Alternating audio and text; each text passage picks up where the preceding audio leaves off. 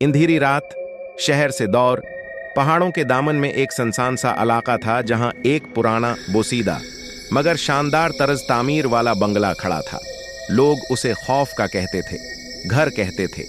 न उसमें कोई रहता था, न कोई उसके करीब जाना चाहता था।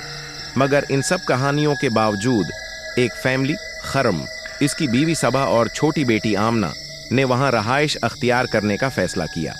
किराया कम था और बंगला अपनी हालत के बराक्स बहुत कशादा था।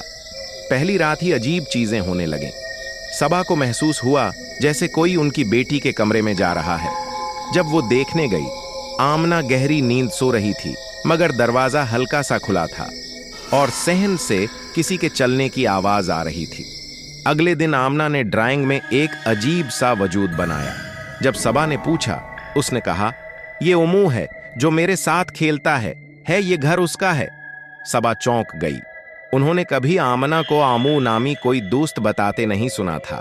खरम ने बीवी की बातें मजाक में उड़ा दें, मगर जब एक रात उसे भी महसूस हुआ कि कोई उसके बस्तर के पास खड़ा है, सांस लेता हुआ मगर दिखाई नहीं देता, तो उसे भी परेशानी होने लगी। एक दिन मोहल्ले के एक बुजुर्ग ने उनसे कहा, यह बंगला कभी ब्रिगेडियर नजीर का था।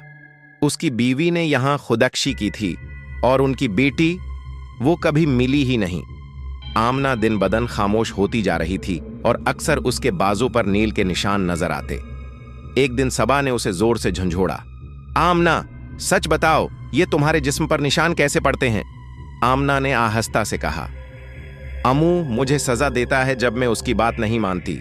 उसने कहा, यह घर अब सिर्फ उसका है और हमें यहां से जाना होगा, वरना वो बाबा को ले जाएगा। इसी रात खर्म घर में मौजूद नहीं था। सबा को लगा किसी ने किचन की तमाम चीजें जोर से जमीन पर फेंक दी हैं। वो चीखती हुई कमरे से निकली, मगर किचन बिल्कुल साफ था, जैसे कुछ हुआ ही ना हो। तभी आमना की चीख सुनाई दी। सबा दौड़ी, दरवाजा बंद था।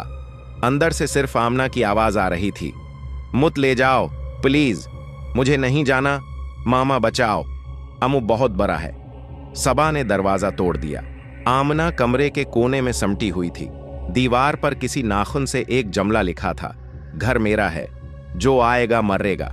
खर्म ने जब सब कुछ देखा तो वो फौरन फैमिली को लेकर घर छोड़ना चाहता था, मगर जब वो रवाना होने लगे, दरवाजा खुद ब खुद बंद हो गया। खिड़कियां जलने लगें, दीवारों से खून बहने लगा। सबा बेहोश हो गई।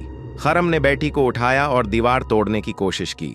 जैसे ही उसने एक जरब लगाई, दीवार से एक लाश निकली, एक छोटी बच्ची की, बिल्कुल आमना की हम उम्र, और साथ ही दीवार में लिखी तहरीर अब कुछ और कह रही थी, वो मेरी जगह ले चुकी है, अब तुम जा सकते हो।